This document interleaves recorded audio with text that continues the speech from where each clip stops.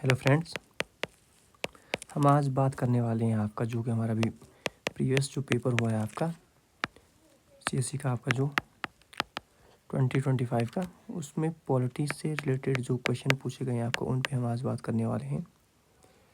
Polity के questions की बात करें तो टोटल लगभग 13 क्वेश्चन के आसपास पॉलिटी से क्वेश्चन पूछे गए हैं आपका, तो इन पर ही हम डिस्कस करने वाले हैं कैसा पॉलिटी का पूरा हिस्सा पूछा गया था आपका। क्वेश्चंस किस प्रकार के थे, आपका ईजी थे या आपका डिफ़िकल्ट थे, किस प्रकार के क्वेश्चन थे, इन पे ही हम बात करने वाले हैं आज पॉलिटी से रिलेटिव।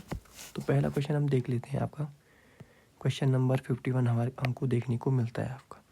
भारतीय राज्य व्यवस्था के संदर्भ में निम्नलिखित कथनों पर विचार कीजिए। सबसे पहले हमने कीवर्ड पकड़ा भारतीय राज्य व्यवस्था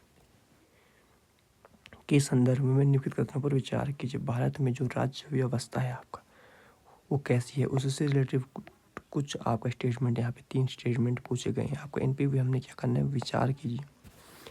अध्यादेश किसी केंद्रीय अधिनियम को संशोधित कर सकता है, ठीक है।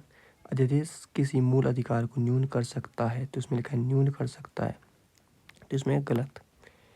अध्यादेश वैसे मूल अधिकार को न्यून कर सकता है, लेकिन अगर कोई भी अध्यादेश आर्टिकल 13 कहता है आपका, कोई भी नियम, कानून, अध्यादेश, एक्ट, जो भी कुछ है आपका, जो मूल अधिकारों को क्या करता है, न्यून करता है, वो क्या होगा, सुप्रीम कोर्ट द्वारा उनको शून्य घोषित कर दिया जाएगा, शून्य घोषित कर दिया जाएगा। ये कहता है आपका आर्टिकल 13। तो इस आधार पे हम कह सकते हैं कि अध्यादेश मूल अधिकारों को शून्य नहीं कर सकता है आपका, तो ये स्टेटमेंट आपका रॉन्ग हो जाता है। अध्यादेश किसी पिछली तारीख से प्रभावी हो सकता है, ये स्टेटमेंट हमें पता नहीं है, ये पता नहीं है, थोड़ा क्लियर पता नहीं है वैसे। अगर सेकंड को हम गलत करते हैं तो सेकंड गलत हो गया, सेकंड गलत हो गया, सेकंड गलत हो गया, और हमारा आंसर हो जाता है सी। इसमें सही आंसर हो जाता है आपका। वहीं हम बात करें इसमें अदर की बात करें हम, तो सेकंड क्वेश्चन 52 क्वेश्चन की बात करें। निम्नलिखित युग्मों पर विचार कीजिए। राज्य और उनका वर्णन, डिस्क्राइब उनको किया गया, ठीक है। अरुणाचल प्रदेश, अरुणाचल प्रदेश भारत का एक राज्य है, बिल्कुल बात सही है। एक किले से राजधानी का नाम पड़ा, और राज्य में 2 राष्ट्रीय उद्यान है, नेशनल पार्क हैं। ये स्टेटमेंट हमें पूरा नहीं पता है। एक नेशनल पार्क हमें पता है, नामचिन नामदफा नेशनल पार्क, एक हमें पता है, तो पूरा नहीं पता चल पा रहा है इसमें भी, ठीक है। नागालैंड, यह राज्य एक संविधान संशोधन अधिनियम के आधार पर अस्तित्व में आया, ठीक है।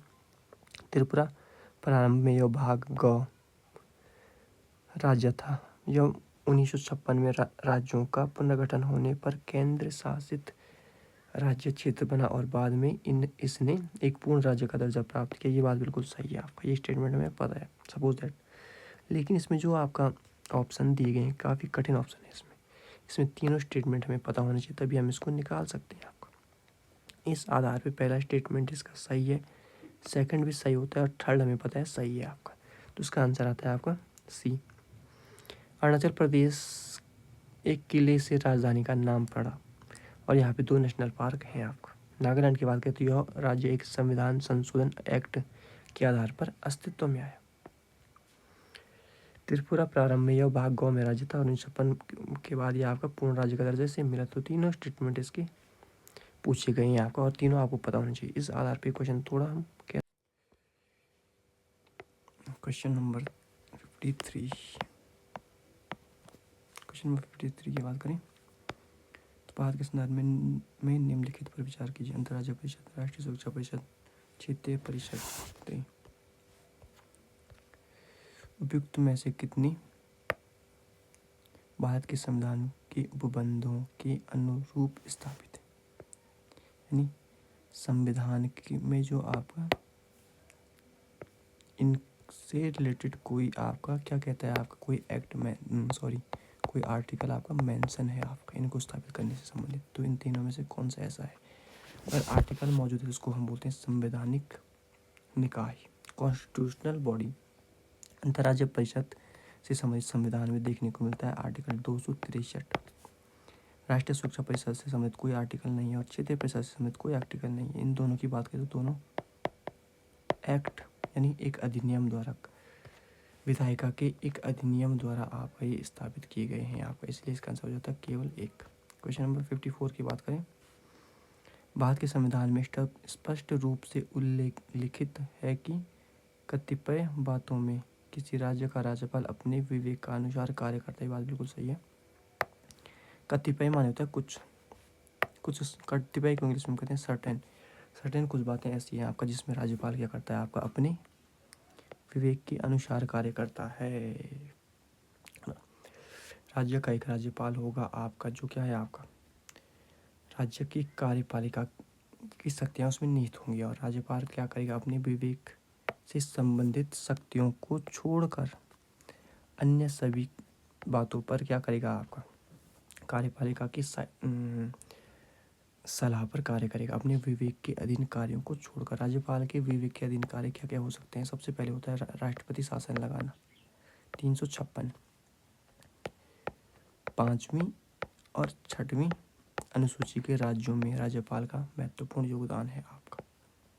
ये कुछ और भी शक्तियाँ राज्यपाल की होती है, जैसे आपका कुछ यूटीज़ में, जैसे आपका पंडुचेरी में हो गया या अन्य जगहों कहीं पे हो गए, तो वहाँ पे राज्यपाल को कुछ विवेक के अधीन शक्तियाँ होती है आपको, जिसपे वो कार्यपालिका की सलाह पर कार्य नहीं करता है, अपने विवेक से कुछ भी कर सकता है आपका। जब राज्यपाल को लगे कि राज्य की विधायिका क्या है आपका संविधान तंत्र के अनुसार नहीं चल रही है आपका, जो संविधान में कही गई बातों के अनुसार नहीं चल रही है, तो अपने विवेक के अधीन इस चीज़ को देखते हुए क्या लगा सकता है राष्ट्रपति शासन लगा सकता है, चाहे कार्यपालिका सलाह दे या ना दे, चाहे कार्यपालिका मना कर दे आपको, फिर भी वो आपका राष्ट्रपति शासन लगा सकता है। इसलिए स्टेटमेंट फर्स्ट आपका सही हो जाता है आपका। बात का राष्ट्रपति अपने आप किसी राज्य विधानमंडल द्वारा पारित विधेयक को भले ही वह संबंधित राज्य के राज्यपाल द्वारा न भेजा गया हो अपने विचार के लिए आक्षेप कर सकता है। ये स्टेटमेंट बिल्कुल गलत हो जाती है आपका। क्यों हो जाती है आपका, इसमें कहा गया आपका भारत का राष्ट्रपति अपने आप किसी राज्य विधानमंडल द्वारा पारित विधेयक को भले ही और संबंधित राज्य के राज्यपाल द्वारा ना भेजा गया हो, तो ऐसा कहीं पे भी कोई उल्लेख हमें कॉन्स्टिट्यूशन में देखने को नहीं मिलता है आपका। आर्टिकल जो भी है आपका 201 की बात करिए आपका 201 का, तो आर्टिकल 200 और 201 की बात करें तो उसमें राज्यपाल को कहा गया कि राज्यपाल क्या करेगा आपका राष्ट्रपति को क्या करता है विधेयकों को आरक्षित करता है आपका। राष्ट्रपति स्वयं से क्या कर सकता है किसी विधेयक को खुद से अपने विवेक से पारित नहीं कर सकते, इसलिए स्टेटमेंट सेकंड आपका गलत हो जाती है। और क्वेश्चन का आंसर होता है ओनली वन, यानी केवल एक सही है आपका, ये इसका बिल्कुल सही आंसर हो जाता है आपका। क्वेश्चन नंबर 55 देखिए, तो निम्नलिखित युग्मों पर विचार कीजिए। भारत के संविधान में उपबंध किसके अधीन कथित है आपका, कहा गया है आपका राज्य की लोक सेवा में न्यायपालिका का कार्यपालिका से पृथककरण, राज्य की नीति निषेधक तत्व यानी DPSP directive principle for state policy में बात बिल्कुल सही है आपका। आर्टिकल 50 आपका बात करें तो इस बात को कहता है आपका हमारी सामाजिक संस्कृति की समृद्ध विरासत का महत्व समझना और उसका परिरक्षण करना मूल कर्तव्य फंडामेंटल ड्यूटी है आपकी। बात बिल्कुल सही है आपका। वहीं कारखानों में 14 वर्षों से कम आयु के बच्चों को नियोजन का निषेध करना, यानी उसके लिए मना किया गया, मूल अधिकार है, फंडामेंटल राइट है। बात बिल्कुल सही है आपका। आर्टिकल 24 की बात करें तो बलात्संग के निषेध की बात करते हैं, तो इस आधार पे तीनों स्टेटमेंट सभी 3 स्टेटमेंट आपका सही हो जाता है। ऑप्शन नंबर सी है आपका।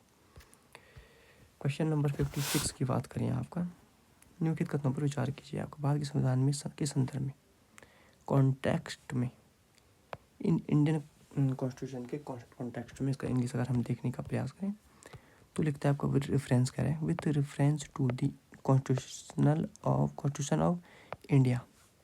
रेफरेंस में यदि 5वीं अनुसूची के अधीन किसी राज्य में कोई क्षेत्र अनुसूचित क्षेत्र घोषित कर दिया जाता है तो स्टेटमेंट फर्स्ट कहता है ऐसे क्षेत्रों में राज्य सरकार अपनी कार्यपालिका शक्ति खो देती है। बात बिल्कुल गलत है। मणिपुर की बात करें या जो भी आपका और राज्य में आपका ये 5वीं 6वीं से संबंधित, वहाँ पे क्या है आपको वहाँ पे सरकार भी है आपका सरकार, यानी वहाँ पे विधान मंडल भी आपका कार्य कर रहा है आपका। और ये क्या कह रहा है कार्यपालिका अपनी शक्ति खो देती है, बात बिल्कुल गलत है आपका। एक स्थानीय निकाय पूर्ण रूप प्रस्तुत करते हैं, स्थानीय निकाय वहाँ पे है आपका चाहे आपका जनजातिगत परिषद हो या कोई और परिषद हो, तो वो भी वहाँ पे कार्य करता है, तो ये स्टेटमेंट गलत हो जाता है आपका। संघ की सरकार कतिपय यानी कुछ परिस्थितियों में राज्यपाल की सिफारिश पर ऐसे क्षेत्रों के पूर्ण प्रशासन को अपने हाथ में ले सकती है। संघ की सरकार पूर्ण प्रशासन को नहीं ले सकती, ये बात बिल्कुल गलत है, क्योंकि वहाँ पे जनजातिगत परिषद है, वहाँ पे उनकी जो कल्चरल एक्टिविटीज़ है उसको संरक्षित करने के लिए आपका पूर्ण रूप से अपने हाथों में क्या नहीं ले सकते, प्रशासन को नहीं ले सकते। आधा प्रशासन को ले सकती है जो विधायिका के अधीन है आपका, वहाँ पे राष्ट्रपति शासन लगाया जा सकता है, बात बिल्कुल सही है, लेकिन उनकी जनजातिगत जो भी विशेषताएं हैं, फीचर्स हैं, उनको भी संरक्षित करना महत्वपूर्ण है। इसलिए क्वेश्चन नंबर 56 का आपका डी हो जाता है आपका, ना तो एक और ना ही फर्स्ट एंड ना ही सेकंड स्टेटमेंट आपका सही है आपका। क्वेश्चन नंबर 57 की बात करें आप, कहीं ना कहीं IYB इंडिया ईयर बुक जो आती है आपका 2025, उससे रिलेटेड ये क्वेश्चन हो सकता है आपका कि संगठन और किस मिनिस्ट्री के अधीन आता है आपका। राष्ट्रीय ऑटोमोटिव बोर्ड, वाणिज्य और उद्योग मंत्रालय, कायर बोर्ड, भारी उद्योग मंत्रालय और राष्ट्रीय व्यापार सूचना केंद्र, सूक्ष्म लघु और मध्यम उद्यम मंत्रालय। तो तीनों स्टेटमेंट गलत हैं आपका इनका, इसका डी हो जाता है आपका। इसको हम करंट कह सकते हैं, लेकिन करंट नहीं है, इंडिया ईयर बुक से रिलेटेड क्वेश्चन देखने को मिलता है आपका। भारत के संविधान की अधीन निम्नलिखित विषयों पर विचार कीजिए। सातवीं अनुसूची में सूची फर्स्ट संघ सूची, किसी राज्य की कार्यपालक शक्ति का विस्तार, राज्यपाल के पद के लिए शर्तें। अब क्या कह रहे हैं, उपयुक्त में से किसके संबंध में संविधान संशोधन के लिए भारत के राष्ट्रपति को अनुमति के लिए विधेयक प्रस्तुत किए जाने से पूर्व कम से कम आधे राज्यों की विधानमंडल का द्वारा अनुसमर्थन अपेक्षित है। ठीक है, यानी कह रहा है कि इसमें संशोधन करते हैं अगर संविधान संशोधन, तो इसमें क्या है आपका 50++1/2 राज्यों का, यानी आधे राज्यों का समर्थन। कैसे, सामान्य बहुमत से, सामान्य बहुमत से होता है आपका जनरल बिल जो भी आता है। तो इसका क्या है आपका, इसको भी हम थोड़ा देखने का प्रयास करते हैं। सातवीं अनुसूची में सूची संघ सूची में करने के लिए, बिल्कुल संघ सूची में करने के लिए राज्यों का 50% समर्थन आवश्यक है, क्योंकि ये क्या है आपका, ये है आपका संघवाद। संघवाद की बात करें, संघवाद कहीं ना कहीं राज्यों को प्रभावित करेगा, स्टेट्स को, इसलिए उनकी अनुमति आवश्यक है आपका। किसी राज्य की कार्यपालिका की शक्ति का विस्तार करना, बिल्कुल, और राज्यपाल के पद के लिए शर्त, तो ये थोड़ा आपका कम लग रहा है आपका, इसलिए फर्स्ट इसका बिल्कुल राइट हो जाता है आपको। क्वेश्चन नंबर 59 की बात करते हैं, भारतीय राज्य व्यवस्था के संदर्भ में निम्नलिखित कथनों पर विचार कीजिए। किसी राज्य का राज्यपाल अपने पद की शक्तियों और दायित्वों के प्रयोग और निष्पादन के लिए किसी न्यायालय के प्रति उत्तरदायी नहीं है, बात बिल्कुल सही है आपका। न्यायालय के प्रति वो उत्तरदायी नहीं है आपका, न्यायालय के अधीनस्थ रह के वो अपने दायित्वों को पूरा नहीं करता है आपका, बल्कि वो राष्ट्रपति की अधीनस्थ है आपके, एक प्रकार से प्रसाद पर्यंत है, और जो राज्य की विधायक है उसके अधीनस्थ है आपका। तो इसमें कार्यपालिका न्यायपालिका का कोई रोल नहीं है, उसने कोई कार्य कर दिया उसके बाद फिर न्यायपालिका बाद में आपका उसका पुनरावलोकन कर सकती है आपका। मेनली राज्यपाल के विरुद्ध उसकी पदावधि के दौरान कोई दंडिक कार्रवाई स्थगित नहीं की जाएगी या जारी नहीं रखी जाएगी, बात बिल्कुल सही है आपका। कोई भी आपराधिक मामले नहीं चलाए जाएंगे उसमें, ये बात बिल्कुल सही है। क्या लिखा है, दंडिक यानी आपराधिक। लेकिन सिविल मामलों की बात करें, सिविल मामले चलाए जा सकते हैं, जैसे आपको कुछ जातिगत हिंसा वो कर देता है आपका, घरेलू हिंसा कर देता है आपका, यौन उत्पीड़न कर देता है, इस प्रकार के जो भी मामले हैं उसके सिविल राइट्स हैं आपका, उन पे आपका कार्रवाई की जा सकती है। लेकिन उसके लिए राज्यपाल को लगभग पहले कुछ टाइम पहले ही, सपोज दैट 1 माह पहले या 2 माह पहले उनको सूचित करना पड़ेगा कि आपके मुकदमा चलाया जा रहा है आपको, ये बात बिल्कुल सही है। किसी राज्य विधानमंडल के सदस्य सदन के अंदर कहीं गई किसी की भी बात के लिए किसी भी न्यायालय में कार्रवाई, बात बिल्कुल सही है, उत्तरदायी नहीं है आपका। सपोज दैट आपका एक MP की बात करते हैं हम, राहुल गांधी, आपका कोई भी स्टेटमेंट देता है आपका, तो उसके आधार पे उसने सदन में क्या बात कही, उसके आधार पे कोई भी उस पर अभियोजन नहीं चलाया जा सकता है आपका, उस पर कोई भी केस नहीं किया जा सकता कि उसने सदन में कुछ अमानवीय बातें कह दी हैं या किसी को ठेस पहुंचाने वाली बात कुछ कह दी है तो कोई व्यक्ति उस पर अपना मानहानि का केस नहीं ठोक सकते हैं सामान्य रूप से।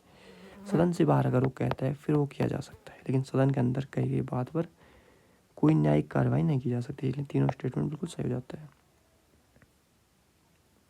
निम्नलिखित क्रियाकलापों पर विचार कीजिए। एक्टिविटीज़ पर विचार कीजिए। कच्चे तेल का उत्पादन, पेट्रोल परिष्करण, संग्रहण, वितरण। केवल 2 इसमें सही है आपका क्वेश्चन में। आगे बढ़ते हैं आपका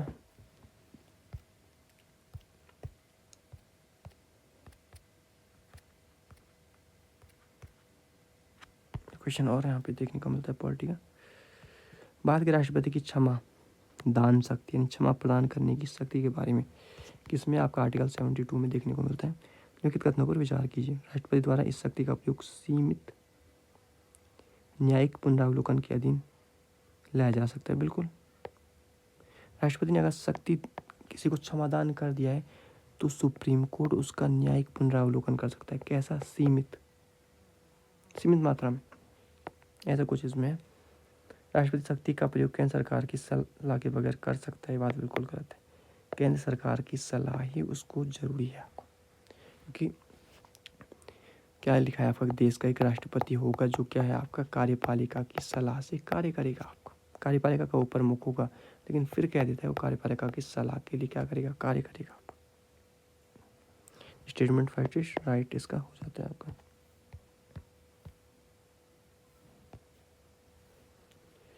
निम्नलिखित कथनों पर विचार की 87 की बात करते हैं। लोकसभा का विघटन के पश्चात होने वाले लोकसभा के पहले अधिवेशन के ठीक पहले तक अध्यक्ष ने पद को रिक्त नहीं करेगा। बात बिल्कुल सही देखने को मिलती है।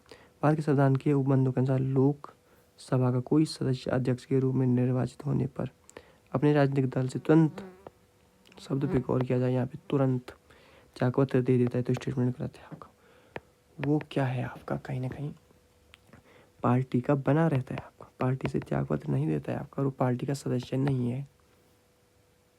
तो कैसे आपका लोकसभा का सदस्य हो सकता है? लोकसभा का सदस्य एक निर्वाचित होगा और वो पार्टी का सदस्य नहीं है, वहाँ से त्यागपत्र दे देता है तो उसकी आपका, अगर वो MP है, सांसद है, तो उसके सांसद पद से भी वो हट जाएगा आपका, और वो सांसद ही नहीं है तो कैसे वो स्पीकर बन सकता है। Statement second is wrong. Lok Sabha के अध्यक्ष को लोकसभा के तत्कालीन समस्त सदस्यों के बहुमत से पारित संकल्प द्वारा अपने पद से हटाया जा सकता है, किंतु कोई संकल्प तक नहीं किया जा सकता तो किसी उस संकल्प को रद्द करने के आशय की कम से कम 14 दिन पहले उसे सूचना ना दी गई। स्टेटमेंट बिल्कुल सही है आपका। क्वेश्चन नंबर आंसर इसका सी आपका सही हो जाता है आपका। क्वेश्चन नंबर 88 की बात करें। निम्नलिखित कथनों पर विचार कीजिए। यदि कोई प्रश्न उठाता है कि लोकसभा का कोई सदस्य 10वीं अनुसूची के अधीन निर्हता से ग्रस्त हो गया है, यानी एलिजिबल नहीं है वो या नहीं, तब संघ की मंत्रिपरिषद की राय के अनुसार राष्ट्रपति निर्णय अंतिम हो गई। बात बिल्कुल गलत है। राष्ट्रपति नहीं, 10वीं अनुसूची के तहत राष्ट्रपति नहीं, बल्कि सदन का जो सभापति है आपका, सदन, वही ये निर्णय करेगा कि ये अयोग्य है या योग्य है। तो इसमें राष्ट्रपति नहीं होता है। आपके स्टेटमेंट गलत है। भारत के संविधान में शब्द राजनीतिक दल का कोई उल्लेख नहीं है, ये बात भी बिल्कुल गलत है। राजनीतिक दल का उल्लेख मिल जाता है एक दो बार कई जगहों पे। तो स्टेटमेंट डी इज राइट।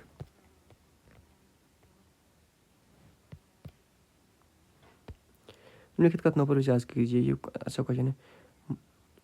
विचार कीजिए। मध्यवर्ती स्तर पर पंचायतें सभी राज्यों में विद्यमान है। सभी राज्यों में विद्यमान है, बात बिल्कुल गलत है। कई राज्यों में जनसंख्या कम है तो वहाँ पे कहा गया कि उसमें क्या होगा, ग्राम पंचायत होगा और सीधा जिला पंचायत होगा। ऐसे आपका पूर्वोत्तर के कुछ राज्य ऐसे देखने को मिल जाते हैं।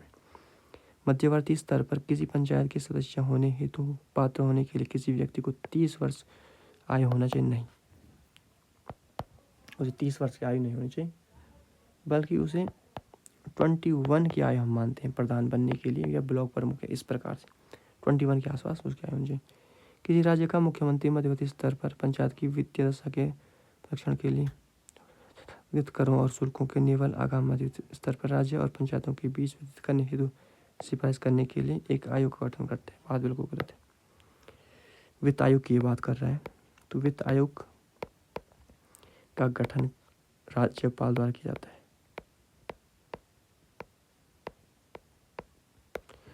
पर मुख्यमंत्री नहीं करते, तो इसका आंसर हो जाता है तीनों स्टेटमेंट आपका सही नहीं है। बाकी एक और क्वेश्चन और देखने को मिलता है लोकपाल से। लोकपाल के विषय में निम्नलिखित कथनों पर विचार कीजिए। लोकपाल की शक्ति भारत के लोक सेवकों पर प्रयुक्त होती है, किंतु भारत से बाहर पदस्थ भारतीय लोक सेवकों प्रयुक्त नहीं होती। बात बिल्कुल गलत है। आपका सभी लोक सेवक जो भी हैं, आपका लोक सेवक को हम देख लेते हैं English. The power of Lokpal appeals to public servant, यानी लोक सेवक नहीं होती। स्टेटमेंट करते हैं राज्य का कोई सदस्य या किसी राज्य या संघ राज्य क्षेत्र के विधानमंडल का कोई सदस्य इसका अध्यक्ष या सदस्य नहीं होगा, और केवल भारत का मुख्य न्यायाधीश। बात बिल्कुल गलत है। केवल मुख्य न्यायाधीश नहीं, चाहे वो पदस्थ हो या सेवानिवृत्त हो, इसका अध्यक्ष होगा। ये बात बिल्कुल गलत है आपका। इसका अध्यक्ष या सदस्य के रूप में पद धारण करने की तारीख से 45 वर्ष से कम का व्यक्ति नहीं होगा। ये बात बिल्कुल सही है। स्टेटमेंट भी गलत है, तो स्टेटमेंट ए इसका राइट हो जाता है। इस प्रकार से सारे पॉलिटी क्वेश्चन हमने लगभग कवर किए हैं। आपका लगभग 13 क्वेश्चन इसमें पॉलिटी के देखने को मिलते हैं। और पॉलिटी के क्वेश्चन की बात करें, कहीं ना कहीं इनका जो नेचर इस बारी का था, आपको कहीं ना कहीं आपका टफ हम कह सकते हैं, मॉडरेट टू टफ नेचर इसमें रहा है। आपको मॉडरेट टू टफ नेचर इसमें देखने को मिल सकता है। आपका इसको हम इजी कहना थोड़ा गलत ही होगा आपको, क्योंकि डायरेक्टली क्वेश्चन नहीं पूछे गए, थोड़ा क्वेश्चनों को घुमाने का प्रयास किया गया है, और दिमाग घुमाने वाले क्वेश्चन ज़्यादा हैं। आपका डायरेक्टली इजी क्वेश्चन कहना बिल्कुल गलत इसमें होगा आपका। ओके, ये था आपका पूरा विश्लेषण आपका पॉलिटिकल क्वेश्चंस का आज का।